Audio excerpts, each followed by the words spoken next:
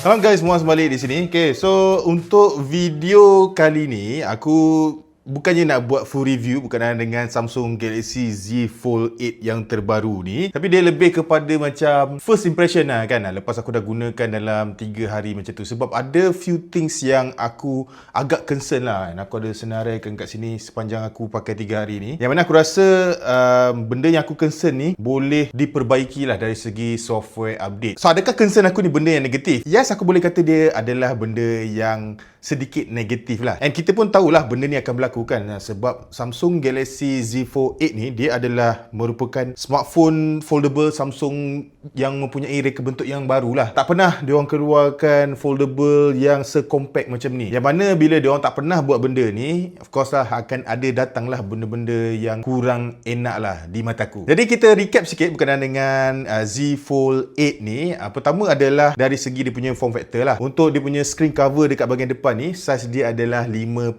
inci. Dia gunakan Dynamic AMOLED 2X dan dia mempunyai resolution yang tajam lah kan. Dia lebih daripada 400 ppi dan dia punya refresh rate pun variable jugalah, 1Hz hingga 120Hz. Cuma dia punya aspect ratio dia tu pelik sikit lah, dia lain sikit lah. Dia 10:16. So maksudnya dia lebih petak lah kalau nak dibandingkan dengan smartphone biasa yang dia punya aspect ratio dia tu lebih memanjang. Yang ni lebih kepada petak lah. Dan kemudian kalau kita buka dekat bahagian dalam, okay, korang boleh nampak lah yang mana screen dia tu bersaiz 7.6 inci. Dia gunakan Dynamic AMOLED 2X juga. Resolution dia pun tinggi, lebih daripada 400 ppi. Refresh rate pun 1 hingga 120Hz dan dia punya brightness pun tinggi, iaitu 3000 nits. Yang menarik berkenaan dengan screen dalam ni adalah dia punya aspect ratio dia lah. Dia punya nisbah screen dia gunakan 4:3. So 4:3 ni dia lebih lebar berbanding Fold 7 and Fold 6 yang sebelum ni. Jadi dia ada kebaikan-kebaikan dia lah. Macam aku cakap dalam video sebelum ni, kebaikan dia adalah lebih kepada kalau korang banyak gunakan entertainment lah, macam banyak tengok Netflix ke HBO ke YouTube ke. So bila buka tu dia punya screen, ukuran screen dia tu akan jadi lebih besar. Dan bila korang tengok movie tu, border hitam atas bawah tu dia akan lebih kurang lah. So macam aku suka lah, sebab aku adalah jenis orang yang banyak habiskan masa dekat smartphone untuk entertainment. So bila aku nak tengok YouTube misalnya full screen, just guna screen dalam ni lah, memang akan puas hati. Dari segi kekuatan screen dekat bahagian dalam ni pun diorang dah naik taraf juga. Diorang gunakan teknologi Flex Titanium, yang mana dekat dalam skrin dia ni ada lapisan baru lah yang diorang letakkan tu. Itu yang nama titanium tu, sebab bahan tu diperbuat daripada titanium. So bila digunakan material ni, diorang mampu untuk buat skrin tu lebih nipis lah. Sebab tu kalau korang tengok tahun ni memang nipis diorang punya rekaan keseluruhan untuk diorang punya foldable. Dan lepas aku gunakan dalam 3 hari ni pun, buka tutup, dia punya crease dia yang longkang dekat tengah tu, okey lah, aku boleh kata dia kurang teruk lah. Macam korang boleh nampak dalam video ni kan, dia sangat minimal lah. Dan bila aku guna tu, aku boleh appreciate lah yang mana Samsung dah banyak buat benda yang baru, membuktikan yang mana diorang mampu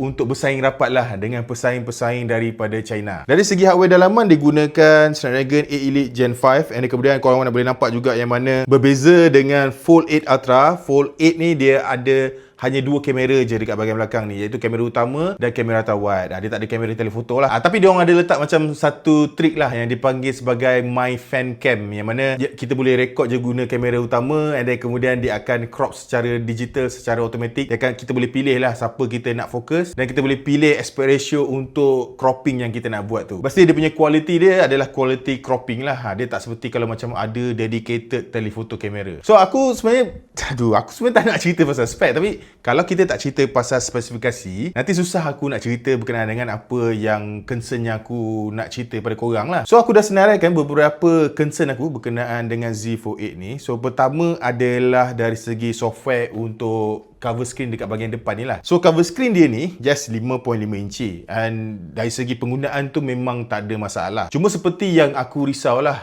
adalah dari segi dia punya optimization dia, yang mana masih belum betul-betul optimize lah. Contohnya kalau macam bila aku buka Instagram, so bila scroll Instagram, video ada chop sikit kan dekat bahagian atas dan bawah. Hanya bila aku tekan dia masuk ke dalam, barulah aku boleh nampak video tu sepenuhnya. Dia agak menyusahkan, membuatkan aku rasa macam kenapa benda ni jadi macam ni. Sebab bila aku buka dekat TikTok, benda tu tak berlaku masalah lah. Dekat TikTok memang dia terus crop siap-siap. Cuma dekat Instagram je benda ni berlaku. Dan aku rasa benda ni pun berlaku juga dekat aplikasi-aplikasi lain lah, yang mana aku tak gunakan. So dekat sini menunjukkan yang mana dari segi optimization tu masih ada kekurangan sikit lah. Ada kemudian yang kedua juga berkenaan dengan cover screen bahagian depan ni, disebabkan dia punya aspect ratio dia lebih melebar dan dia chop dekat bahagian bawah. So bermakna dia punya keyboard pun akan makan banyak ruang lah. Jadi bila aku gunakan Samsung keyboard, aku nak typing, boleh kata dia akan ambil separuh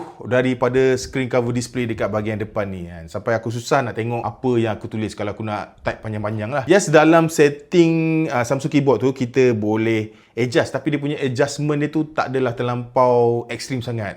Walaupun dia letak paling minima pun, dia tetap kira ambil ruang yang banyak juga dekat skrin depan ni. Mungkin ada yang akan bagi cadangan lah, kenapa tak guna third party keyboard lah, guna Google Keyboard ke, guna Swift Keyboard ke, yang boleh buat customization lagi powerful. Yes, memang betul. Kalau nak guna, kalau nak dapatkan ruang lagi banyak, nak buat customization yang lagi gila, gunalah third party punya keyboard. Tapi macam aku sendiri, aku lebih prefer gunakan Samsung keyboard. So dengan Samsung keyboard aku boleh gunakan Samsung AI lah. And siapa yang pernah guna Samsung AI tahulah betapa bestnya bila gunakan Samsung AI kat dalam keyboard tu kan. Dia boleh summarize ayat, boleh translate, boleh betulkan ayat. Aku suka benda tu and aku tetap nak gunakan Samsung keyboard. So diharapkan yang mana pihak Samsung akan berikan update supaya aku boleh customize dengan lebih mendalam lagi, untuk kecilkan lagi bahagian keyboard tu supaya ada banyak ruang lah aku boleh ada dekat skrin depan ni. Yang walaupun yalah ruang dia tak besar, tapi yalah kena make use lah kan, supaya benda tu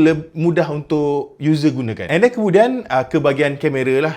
So kalau let's say korang ada decide untuk beli Z Fold 8 ni, korang kena terima kenyataan yang mana dia punya kamera dekat bahagian belakang ni hanya ada dua saja. Dia tak ada dedicated kamera telefoto macam yang terdapat pada Fold 7 ataupun pada Fold 8 Ultra. Dari segi quality kamera, aku bandingkan dengan aku punya Oppo Find X9 Ultra. Of course, Oppo Find X9 Ultra punya quality gambar macam korang boleh nampak ni, dia lebih unggul lah kan, kalau dibandingkan side by side kan. Sebab kita boleh nampak kebanyakan gambar tu dia akan mempunyai rendering yang lebih cantik, terutama dari segi dia punya shadow, dari segi dynamic range tu dia lebih elok lah. Tapi Z Fold 8 ni pun dia tak adalah macam terlampau jauh di belakang sangat. Korang masih lagi boleh gunakan, cuma dia tak ada telephoto kamera je lah. Kenapa aku bandingkan dengan Oppo Find X9 Ultra? Sebab harga dia lebih kurang sama. Yang ini 7,000 lebih, Oppo Find X9 Ultra pun 7,000 lebih juga. So kalau korang nak set up kamera yang paling powerful, smartphone Fold 8 ni bukanlah jawapan yang tepat. Tapi kamera ni pun bukannya benda yang aku kisah sangat lah, sebab bila aku gunakan Fold 8 ni, aku dah letak dah expectation yang rendah sikit lah untuk bahagian kamera ni, sebab kita tahu yang mustahil lah dia boleh setanding macam S26 Ultra kan. Tapi bahagian yang aku rasa macam aku susah sikit nak terima adalah pada bahagian speaker dia. So untuk Z Fold 8 ni, dia punya setup speaker dia adalah satu pada bahagian atas dan satu lagi pada bahagian bawah. So kalau korang tengok video ke, konten lagu ke dekat cover display ni, of course korang akan dengar secara stereo lah. Kalau korang letak secara landscape tu, korang akan dengar secara stereo lah. Masalahnya adalah bila kalau korang tonton konten korang tu menggunakan skrin pada bahagian dalam. So bila dia buka skrin macam ni, speaker tu akan keluar pada bahagian atas ni, dan kemudian pada bahagian bawah belah sini. Akibat dia adalah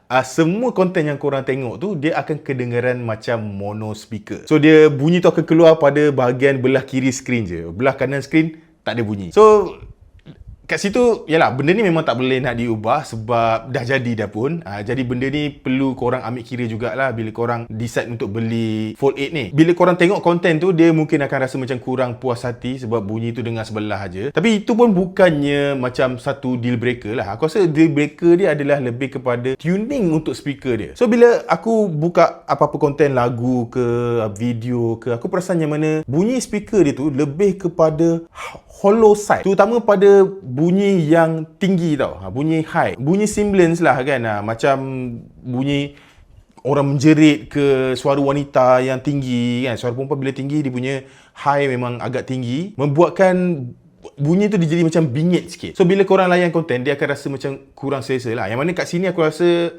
Samsung boleh adjust, ubah supaya dia punya bunyi tu, bunyi default dia tu akan lebih kedengaran natural lah di telinga kita. So aku tahu yang mana untuk bunyi mono, bila buka skrin bahagian dalam tu kita tak boleh nak buat apa. Tapi untuk sound tu, aku rasa Samsung boleh adjust, boleh betulkan supaya bunyi dia tak adalah kedengaran terlampau harsh sangat, terlampau hollow sangat.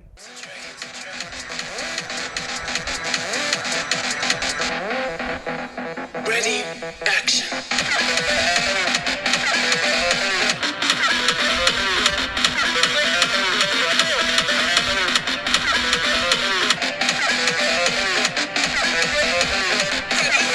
Action.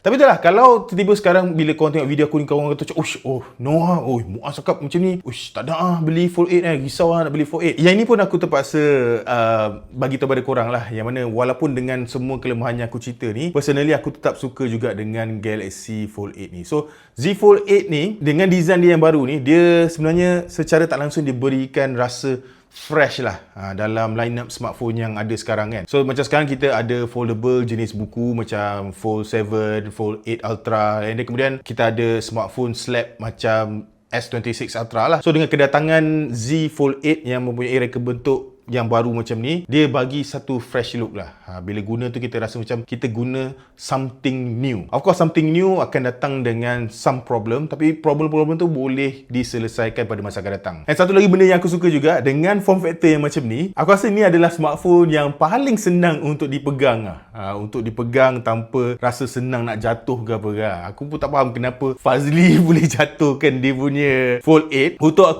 aku rasa dia memang cukup lah dia punya grip dia tu.